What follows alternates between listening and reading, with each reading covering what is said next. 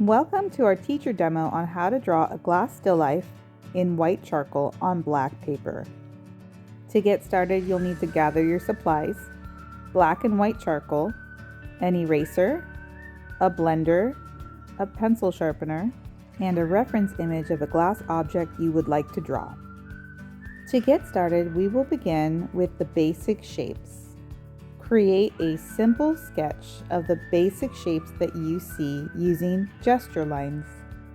As you begin to sketch out your object, make sure that you're very aware of the composition. Your object should fill the space. You can also choose to work with a graphite pencil to get the sketch started. Here you can see that I'm going right in with the white charcoal pencil. I do suggest drawing lightly, especially if you need to erase. The white charcoal will erase as long as you draw lightly. You can see that I started this drawing with the ellipse, the rim of the glass, making sure that that was proportionate to the glass itself. Then I drew the tapered in edges, which are slightly diagonal lines. I drew the foot of the cup, and now I am drawing in the water line. This sketch is the most important part of the drawing. It's important that you make sure that all angles are accurate, that all shapes are in perspective, and that the object fills the space. When you feel good about your sketch, you can begin to shade in the value. Now we will be working with white charcoal on black paper, so that means that the white charcoal does not represent the dark values, but it's going to represent the highlights and the reflections, which are the lightest values. You will press harder with the white charcoal to achieve the brightest highlights, and you'll ease up on the pressure of the white charcoal pencil to achieve the lowlights. It's important as you're drawing to constantly refer back to the image. Our goal with this drawing is to draw what we see, not what we know. So starting with the very simple rim around this glass, you can see that I did not shade the entire oval as a solid white line. Instead, I took care to observe the object and draw the rim as I saw it, which in turn ended with a varied line. A line that started thick, became thin, was broken in some spots, was brighter white, and was a lower level white as it moved around that oval. Now there's many ways you could go about shading this glass object in. What I'm going to do with this drawing is I'm actually going to start at the top of the glass and I'm going to work my way down as I go. Some artists will work their way around the glass objects, adding in low lights everywhere, then going back in and adding in the brighter white highlights throughout the piece. In this case, instead, I'm going to work in one area, finalize it, and then move down to another level. There really is no right or wrong way to do this. You just need to do what you feel most comfortable with.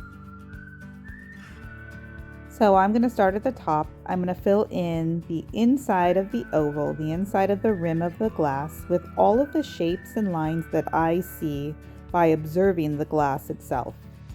As I move around the glass, I will apply heavy pressure for the highlights and then ease up on the pressure for the lowlights. Make sure as you work that you shade in small, tight circles, so that you can't see line direction as you color in and shade in those lighter areas. You want your value to be smooth.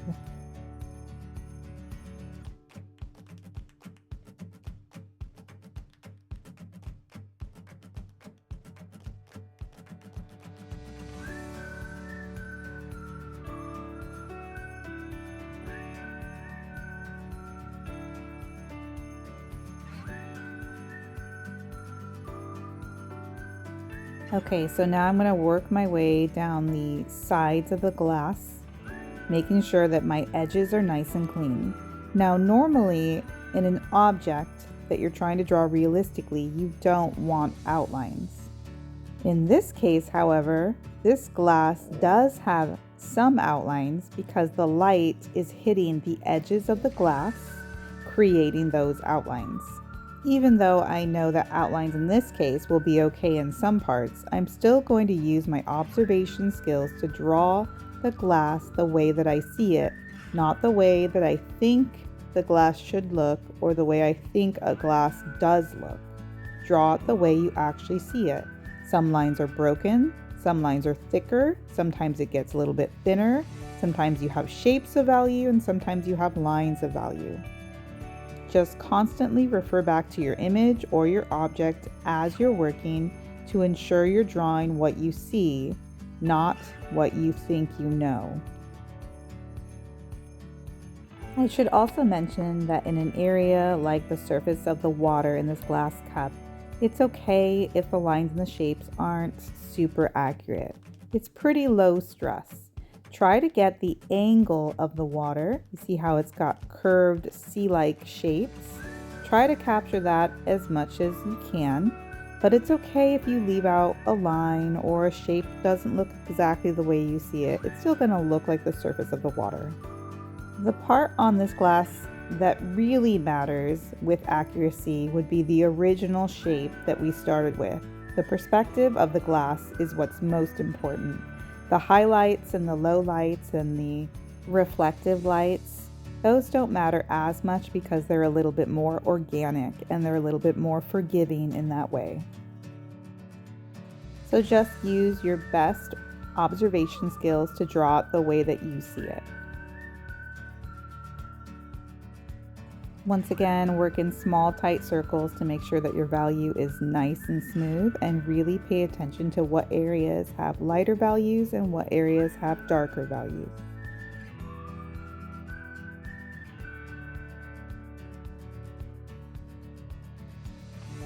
Also, make sure as you work that you're aware of where your hand is resting so that you don't accidentally smear the white charcoal.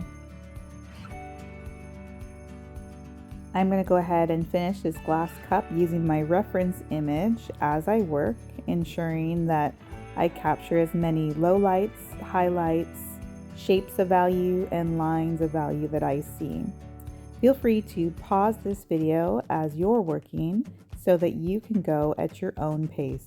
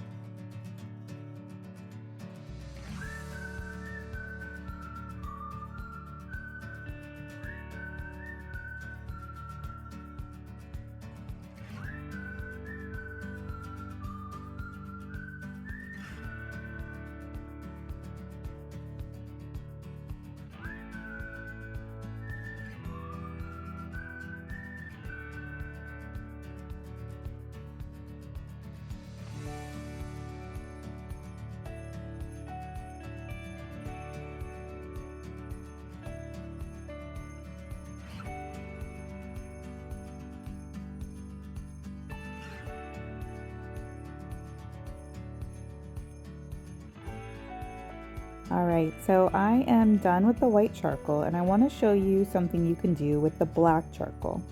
There were some areas in this image that I either ignored or missed. With the black charcoal, I can go back in and add a little bit more detailing. I can clean up a little bit of my white edges, and I can add some darker values that I may have missed from before. I don't suggest that you use a lot of black charcoal, but you can definitely use this in some areas to help enhance your drawing.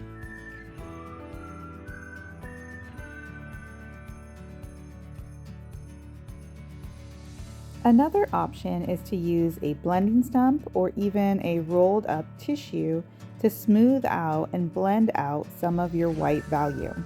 But for this drawing, it's not really necessary. And I'm all done. We hope you enjoyed this demo video. Thank you so much for watching. And don't forget to follow us at Art Teacher Fusion for more inspiration.